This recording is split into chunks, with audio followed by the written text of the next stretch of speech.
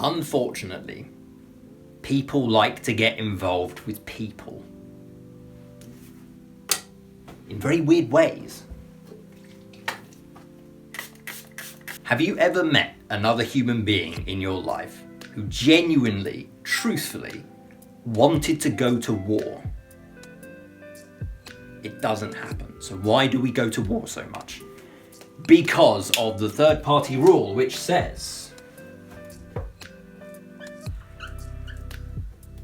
the third party rule dictates that if a conflict perpetuates indefinitely between two sides, then a third hidden side must be involved. Now this rule translates between two mates having a Barney to two nations fucking having at each other with fucking mortars. It's the same principle. So let's say, I don't know, England and France, they used to like going to war.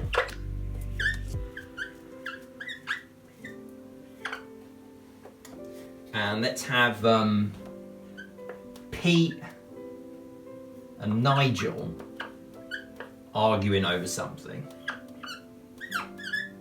And England and France going to war. To equate it on the same level of severity, England and France are going to war, and at the same time, Nigel and Pete are having a fight in their back garden.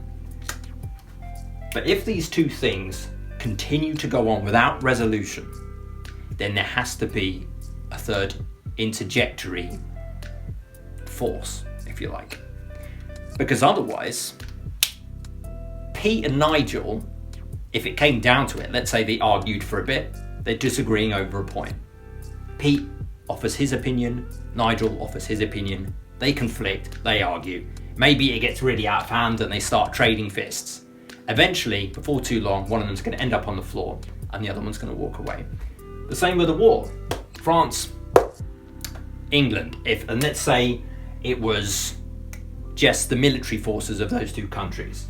So France has an army, England has an army, they're made up of troops, they go find a field, French troops on one side, English troops on the other side, they have at it, eventually one side is going to have more men than the other side, the battle's over, right?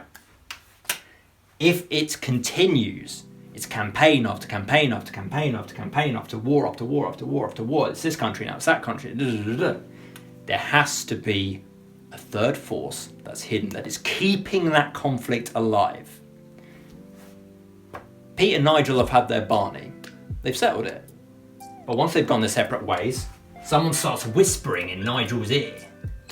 Oh, do you know what Pete said about you after you fucking left? He was calling your mum fat and everything. So now Pete comes back and says to Nigel, what did you say about my mum? What? I said she was fat. Oh no, he didn't say that. Rewind. So then Pete comes back to Nigel and says, what's all this business about my mum being fat? I mean, I know she's portly, but I wouldn't say she's fat. You know what I mean? And then they get into another fight and another argument, and maybe their fists are flying again. And then they go their separate ways. And maybe, this doesn't have to be, but it could be, that this same person who's whispering in Nigel's ear is now coming over and whispering in Pete's ear. Oh, do you know what fucking Nigel did? You know, after you guys had your big row in the street last night, he only went and like fucking dinged up your prize whip. You know, it's a fucking state now. He nicked the spare tire and everything. So now they come back. What's all this business? What have you done to my car, mate? And they get into another fight. And it's the same over here. Let's say, for argument's sake, the battle's over. I'm not gonna say who's like which side won out of England and France, because I don't wanna rub salt in old wounds. But one side won, and then maybe there was a person or a group of people that thought, for example, this conflict's over now, we've run out of a way to make money. We were doing really good selling our guns while the fight was on. We want to make money. These two have made peace now. We need to do something here so that we can make money again selling our weapons. So let's go and send some people over here, and let's say that even though you guys made peace and there was an armistice, while that peace treaty was happening, actually these guys sent a small team undercover to fucking pillage your factories. I don't know. Factories. Small group of people, guerrilla fighters coming in, fucking doing whatever they want. Behind the scenes, stealing gold, resources, I don't know, then coming back. And then the other side finds out about this and was like, wait a minute, I thought we had a peace deal here. Fucking guns out again. And then these guys are like, whip out the AK, boys, we're back in business! Very basic, rough example, but you get the idea. Third party perpetuates conflict. If it's just two sides, inevitably one side is going to come out victorious, and that means the conflict is over. So anytime you end up in an argument, friends, family, whatever, it just doesn't end, or even like relationships, this happens all the time, other people meddling in a couple's business, right? Anytime that's going on, rest assured, somewhere, somehow, there is a hidden third influence. Now, I'm also going to assume here that most of us haven't been to war and don't want to go to war. So the third party situation that is going to apply to most of us here are the social situations. So, person A, person B, and a hidden. Do the third party guy in red so we know he's bad. Bad. We're not being understanding in this video. Bad. B for bad. Third party. Okay.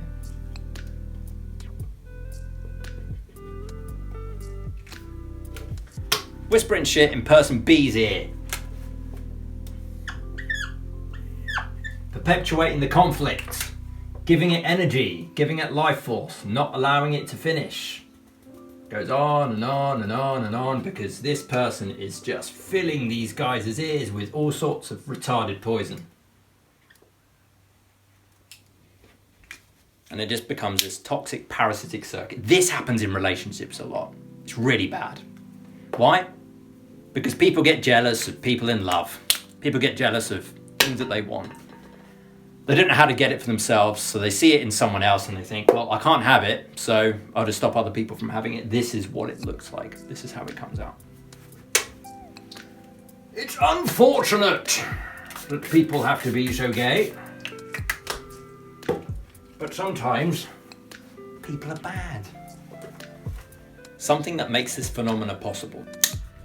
Oftentimes, in order for a third party to do what they're able to do without being caught, they have to wear a mask. What does this look like? Most people have an emotional home where they live. Most good, decent people have medium to high emotional homes, which dictates decent behavior. So if someone spends most of their time in enthusiasm, their behavior is going to reflect that accordingly. So this person over here, enthusiasm is where he lives. But actually, it's fucking not.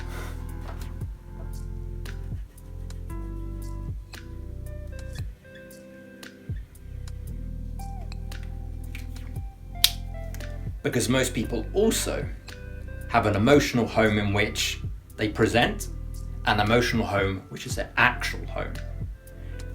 Now for most people, those two places won't be too far apart. So let's say someone presents themselves to be a bit more happier than they actually are, which most of us do for social reasons. Someone's pretending they're all serene and bliss all the time, but actually they're quite bored. So the jump isn't too big. But what often happens is this.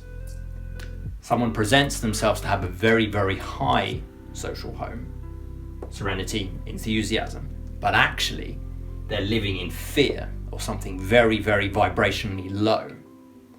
So this is where they actually live emotionally, actual emotional home, which they keep incredibly hidden because it doesn't get them the goals that they want in life. So this they keep hidden, and this is the front.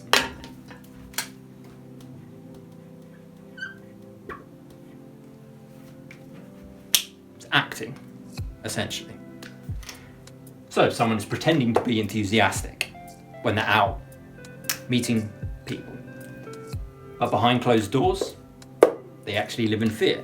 Now, when your emotional home is fear, your behaviors are very different. Your beliefs are very different from what they are at an enthusiastic plateau. Someone who is genuinely enthusiastic is going to have very different beliefs and actions to someone whose genuine emotional home is fear.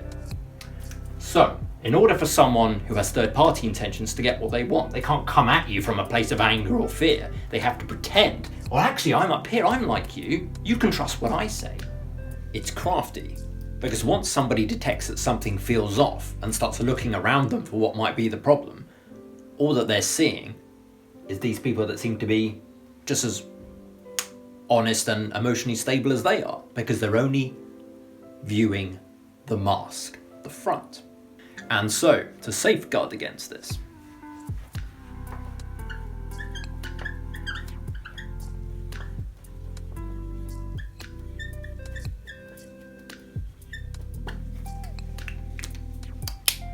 engage your intuition. Acknowledge that all is not necessarily as it seems all of the time. Understand that people may present themselves one way, but in actual fact, the intentions and the underlying energy is something completely different. Over and out.